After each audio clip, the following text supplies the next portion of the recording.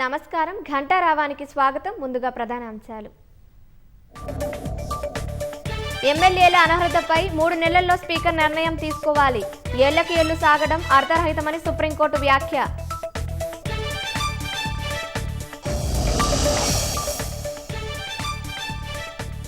ఫిరాయింపు ఎమ్మెల్యేలతో రాజీనామా చేయించాలన్న బీఆర్ఎస్. గులాబీ నేతల మాటలు హాస్యాస్పదమని కాంగ్రెస్ ఎదురుదాడి.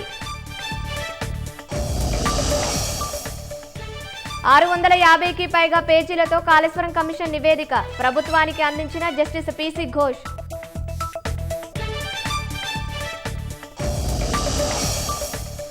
సృష్టి ఫెర్టిలిటీ కేసులో నిందితులకు పోలీసు కస్టడీ.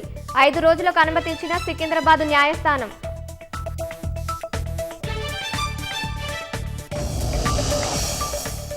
మాలేగావ్ పేలుళ్ల కేసులో సాధ్వి ప్రజ్ఞా సింగ్ కు భారీ ఊరట.